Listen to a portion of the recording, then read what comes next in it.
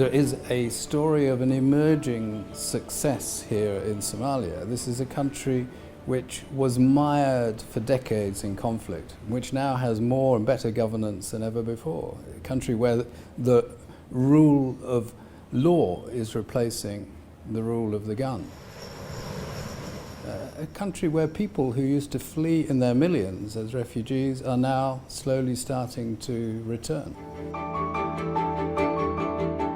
2 years ago, we didn't have street lights down the street. We didn't have dual carriageway roads in Mogadishu. We didn't have a pizza delivery service. You didn't have a dry cleaners. You didn't have an ATM. You didn't have thousands of people on Lido Beach every Friday. I mean, this is a city that is transforming and coming back to life. Millions and millions of children have been vaccinated against polio, against measles. Livestock and agriculture has been hugely boosted.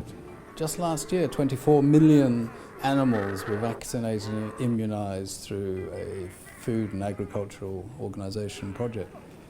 The economy of Somalia depends upon livestock. And this year, I'm very pleased, they exported a record number, 5 million livestock were exported. Somalia has many friends in the world, and their efforts need to be brought together, and that's something the UN helps to do through the New Deal Somali Compact. Somalia has at least 70% of its population under the age of 30, so this is one of the youngest countries in the world. And the youth that I have met are full of energy, full of hope. They're very committed to education, and they're very brave.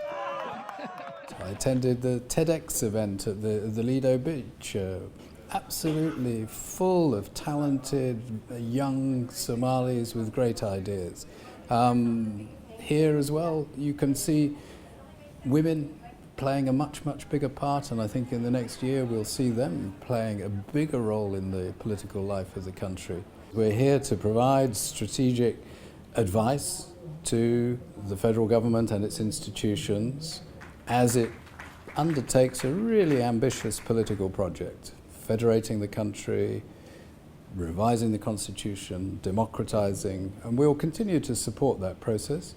And it's a Somali-owned process, a Somali-led process, and we will respect that as we have done. When we need to, we'll support, and when we don't, we step back from the process as well. UNSOM has worked very, very closely with our partners in the African Union, AMISOM, and we have worked with them on stabilization, particularly after the success of AMISOM and Somali National Army in regaining territory and towns from Al-Shabaab. I pay tribute to all the colleagues in the United Nations system who are here. They've given up their families and their lives and jobs elsewhere, come to what is sometimes still a dangerous place, and we've sadly lost colleagues in these last 2 years. But they're determined to help the Somali people to achieve their dreams, which are now within reach.